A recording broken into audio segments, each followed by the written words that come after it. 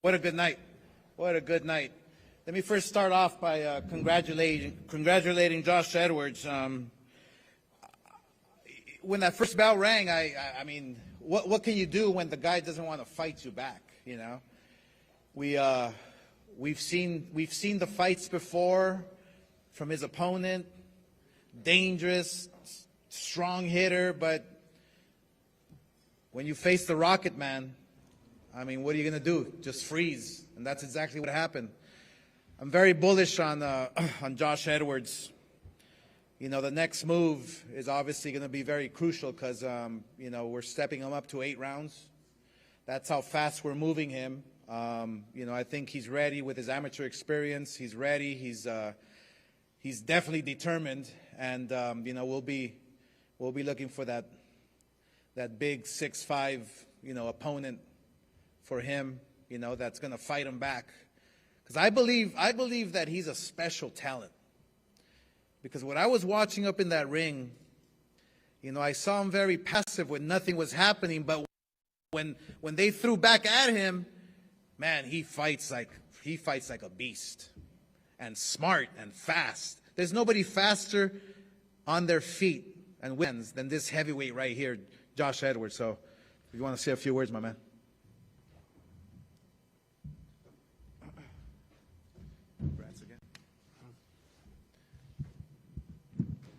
I mean, of course, thank everybody for coming out tonight. This was the biggest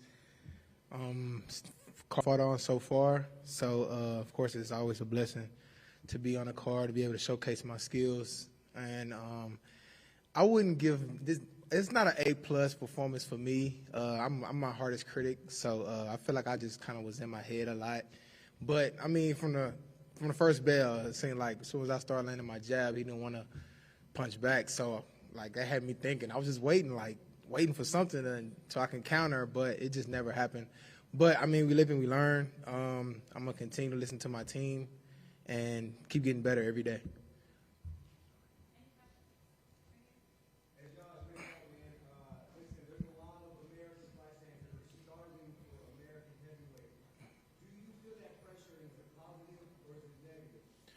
I try not to ever feel pressure of people expecting things from me because I'm self-motivated first. So I knew what I was put on this earth to do. So I don't ever let the pressure get to me to make me feel like, oh man, I gotta be that person, because I want to be that person. So there's no pressure.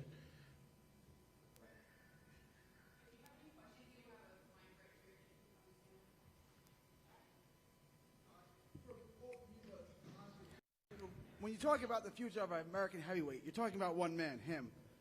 With the other heavyweights, Wilder and those guys retiring, how much pressure is there to move him, and how quickly do you want to move him until he's fighting, you know, the top 10 heavyweights in the world? Yeah, everything is about timing at this point. You know, you have the heavyweights like Deontay Wilder, you have Andy Ruiz, you have guys like that who are trying to carry the heavyweight division in America. You know, but I really believe that Josh Edwards is in a perfect position to not be rushed, and we're not going to hold him back as much, but it's perfect timing for the new fresh blood to come in, you know. Whether it's a year from now, 2 years from now, I think he is the heavyweight future. I mean, I'm going to be very bullish about him because I believe in his skills, and I know what I see in the ring. He is the future of American heavyweight boxing. Absolutely, the future of American heavyweight boxing. We're all good? Any more questions? Yeah, Robert Lamar. Robert Lamar, Dice City Sports. Great performance tonight. I can see, like Oscar said, it's hard to fight somebody that doesn't want to fight back. But looking at you as a prospect, it seems like it's no question that you are the best American heavyweight prospect since Deontay Wilder. How much pressure do you feel that you have to carry that mantle with being the next possible great American heavyweight champion? I mean, I'm going to say it again. No pressure on my end ever. I knew what I was born to do. And that's why we came and wanted to sign with Golden Boy, because a lot of other companies, like, they have no problem rushing somebody to the top just to have the guy up there. And I knew I was in good hands with Golden Boy because we're going to take our time. We're going to get better. They're going to keep putting different challenges in front of me so I can be complete. And once I get there, then I'm ready. I don't ever want to get to the top and realize I'm not ready. So I know I'm in good hands with Golden Boy, and I'm ready to do it. And it sounds like you are in great hands. They have a great plan. Oscar just detailed it, and it sounds like it's perfect. Right. Not going to rush you, but this was quick tonight. Uh-huh. You looking forward to getting back in the ring anytime soon? Yes, sir, always. Appreciate you. Thank you. Yes, and just one thing about I promoted Deontay Wilder, and we got him to 40-0. 40. It took 40 fights for him to fight for a world title. So just keep that in mind. You know, we know how to see talent, and we know when to push the buttons and when not to. So yeah, Josh is in good hands, man. Amari Jones. Let me tell you one thing about him. Great performance. The only knockout stoppage next to Virgil Ortiz tonight, and that's for a reason. He's a very talented fighter, and mark my words, the 160-pound division is on notice right now today. Amari Jones, let me tell you, when I saw him in the amateurs, when I saw him recently in his last fights, he's a special talent. The way he moves in the ring, his footwork, his speed, his power, he's a dangerous man. So, great win tonight. If you want to say a few words, man. I'm new to this, so bear with me. I'm very soft-spoken, but, I want to say thank you. Oh, yeah. But, thank you to, Golden Boy. I want to say alhamdulillah for everything.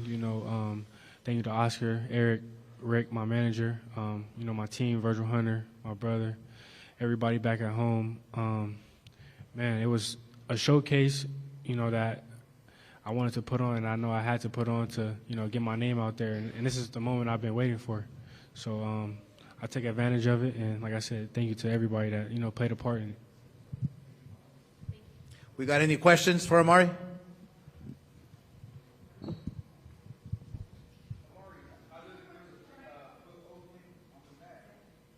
Say it again.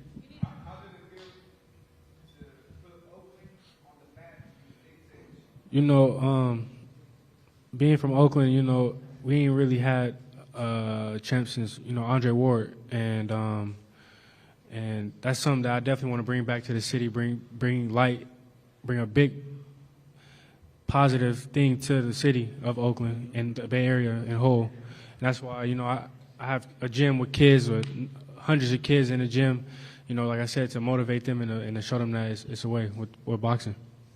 Yeah, we have big plans for Oakland. I mean, look, Oakland has the real deal here with Amari Jones, and we want to go back there and go back big, possibly for a world title shot or to defend the world title. We want to do it right. We want to do it huge. And I'm gonna call Andre Ward because he's the man there. He's the world champion that paved the way. So I'm really excited to really go back to the drawing board and see what we have in store for Amari Jones, because let me tell you, he is the truth, and he will put Oakland on the map. He will put USA boxing on the map. Thank you, guys. Hey, Amari, Jeff Zimmerman with Fight Hype and FightNews.com. Congratulations on a great win. Thank you. Talk about the fight a little bit, because this guy looked really awkward, and it seemed like the first couple rounds it took you some time to kind of figure him out a little bit. Plus, he's kind of trained by a legend in Roy Jones Jr., yeah. which, brings something to the table. Yeah. But just talk about it, and then when you knocked him down the first time, he got up and you knocked him down again, but it looked like it was after the bell, and then they said it was 254 of the third round or something. Can you explain? There was a lot there. I mean, in the first round or two coming out, he was definitely awkward. The way he was moving, so I kind of had to just kind of settle down and pick my shots a little better, and I picked the right shots at the right time, and it put him down. And then what happened at the end of that round? I seen him falling, and he wasn't falling all the way, so I had to make sure he went all the way to the ground. Awesome. Congratulations. All right, thank you, Amari. Appreciate you, man. Thank you. All right. Now, for the main event, you know, we're very proud of Virgil Ortiz. He actually surprised me. I mean, I think he surprised and shocked everyone in the first round. Yeah, we thought maybe 1, 2, 3 rounds, you know, but Virgil Ortiz is the man. And so without any further ado, your champ, Virgil Ortiz.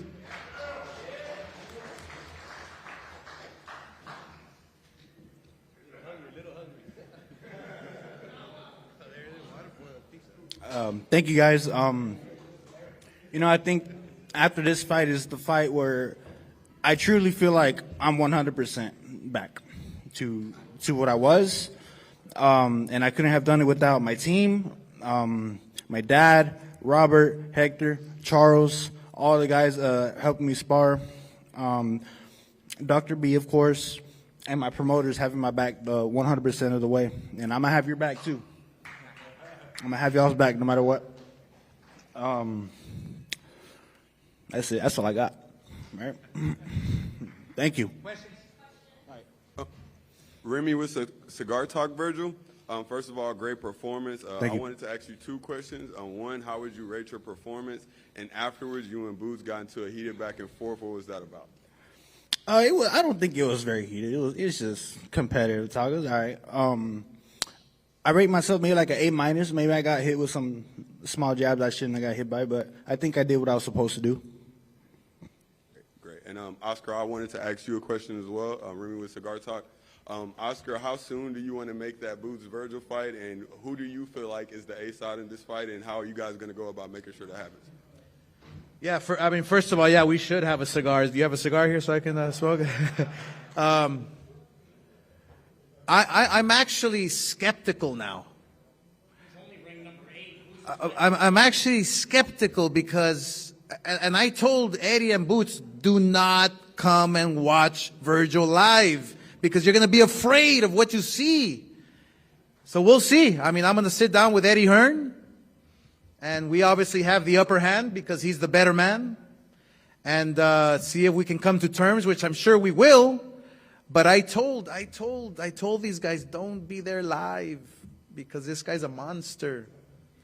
And you're going to be afraid, and you're going to probably want to take another tune-up fight. But hopefully that's not the case. Hopefully Eddie Hearn calls us, Boots promoter, and we can come to favorable terms for Virgil and get him what he wants, and we will make the super fight happen. That's the bottom line. I like promoting huge fights. I love promoting great fighters. And, you know, I think this is a fight that the whole world would want to watch. I think the last fight was Oscar 35 years ago, 30, when you fought everything. 2 guys in their prime fighting, you were the last to do it, right? When has it happened since? Yeah, it's the last time it happened, about 6 years ago.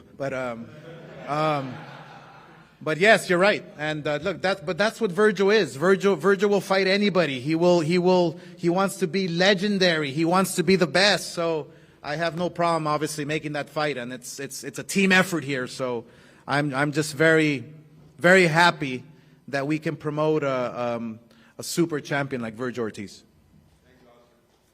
Supreme Boxing here for Virgil. First off, congratulations to you and your team on the performance. Thank you. Also, you had mentioned this is the first time you feel 100%. Already, Virgil Ortiz was a dangerous fighter. The reason that everybody in the division was calling you out. Now that you're 100%, and like Oscar said, Eddie Hearn and Boots, they didn't waste their money coming out here to such a spectacular knockout. For you, when you are 100%, like you just said, how dangerous and confident do you feel? And for Oscar, how easy does that make those future fights for a Boots or anything like that when you know you've got such a champion like Virgil Ortiz? I would never dismiss myself as dangerous. That's really in the eye of the beholder. You know, I just feel like I'm just me. But as far as confident, I'm very confident in my abilities, and you know, I'm just hard work every day. listening to my coaches, listening to my dad, just trying to do the best I can every day. I already forgot the second part of your question. What'd you say? For Oscar, it's okay. For Oscar, when you have somebody like Virgil who's doing everything right, does everything in the gym, trains hard, listens to his team, how easy for a promoter like yourself, for Eric Gomez, for Rick, is it to make championship fights? It's actually fairly easy because everybody wants to get to the top, you know, and Virgil Ortiz is at the top. Everybody wants to go after the big fish, right? And so everybody thinks they can beat the man because then they'll become the man. But look, the one thing about the Boots Ennis fight, yeah, we'll discuss it, absolutely. And I will get the best terms as long as they're favorable to us because he is the man. They are chasing him. Virgil Ortiz is the champion, is the guy who everybody wants to beat. So, and he has a target on his back. So it's my job to get him the best deal possible. So this fight will happen, yeah, in the Mecca of boxing, Las Vegas, if we come to terms. And it'll be the biggest fight in recent history. So, yeah, are we looking forward to that? Absolutely. Is Virgil looking forward to it? He just wants to fight the best. That's it. Look, I think the passing of the guard is taken without question. The Virgil Ortiz era started tonight, and I've been saying it for a few days. Oscar and Eric and Golden Boy have picked the right opponents at the right time, giving them the right boosts along the way, because they are the #1 promotional company out there. They know how to build fighters and prepare them, not to be champions, but to last as champions. That's why this is the Virgil Ortiz era. And I think, Austin, you should go ahead and take over Cinco de Mayo, Mexican Independence Day. It's time. There you go. Hey, Virgil, congrats on a great performance. Thank you. Back home, Grand Prairie, Fort Worth. We talked the other day, you talked about being legendary, being talked about 50 years from now. That was a performance for the ages against a guy who, against anybody in the division, would give trouble to. Talk about that, and just, you haven't won the belt yet, though. Now you're going to fight, it looks like Boots Ennis, but you still, you know, every weight class you go up to is the stacked division. How much do you still want to get that belt behind you? Of course I want the belts. I want all the belts. As far as why the divisions are stacked, I wonder why that is. Every time I go to one, it's just, people seem to gravitate toward, I don't know. But that's how I like it. That's how I want it to be. I mean, look, I'm here to fight the best. I don't care who it is. It can be Boots next. It can be Spence next. It could be Crawford next if he's still willing to do it. Because, you know, that's a fight that I've been calling for a while. I think that's a great fight to make happen still. Man, and we're just going to keep doing what I do best, you know, and that's just being me. Thank you. Virgil, great fight, man. Great win. Thank JJ Solomon, Spit Bucket Podcast. I got 2 questions. First one. Okay. First one. Oh, yeah, she said just one. We always hear that hunger starts to disappear as you go up in your career, as you grow older. How would you compare your hunger today? I think your scenario is a little bit different. How would you compare your hunger right now than the first time you headlined an event as you were coming up the ranks? I'm hungry as ever. You know, I'm this close to being, you know, getting belts. I'm at the cusp of getting these big fights that I've always wanted, and I've been asking for them since 140 and 147. And I'm not one to shy away from a challenge. You know, if anything, I want someone to try to beat me, to try to, you know, to do something. I mean, and you know what? It's not that I don't care if I lose, but I'm going to make damn sure that it's not going to happen, and I want to do that against the best. Hey, Virgil, Jim Barnes with the Fort Worth Star Telegram. I can't hear you. I'm sorry. Can you hear me? A little bit.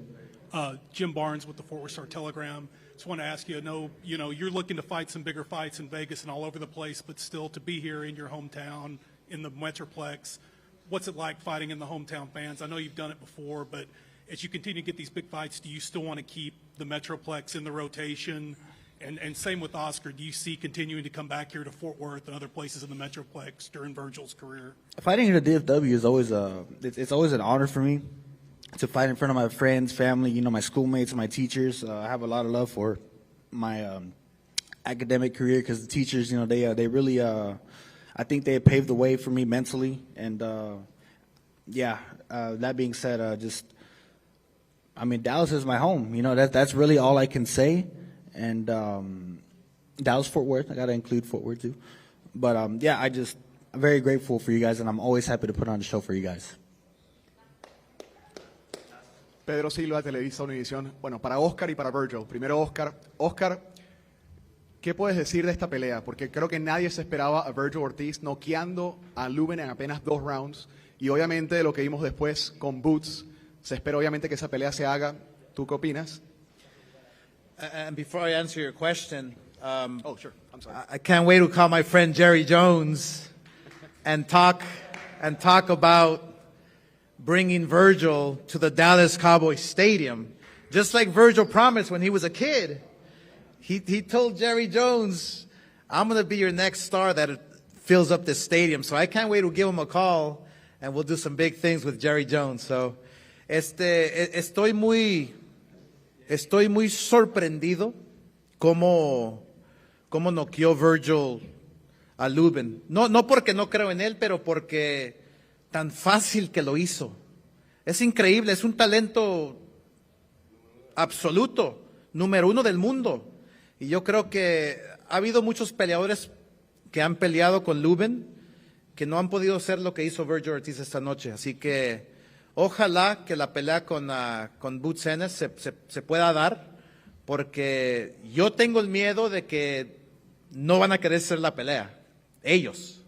Así después de verlo en vivo aquí en Texas. Así que va a ser algo muy interesante, una negociación muy interesante, pero ojalá que sí se haga esa pelea, porque es una pelea muy grande para Virgil.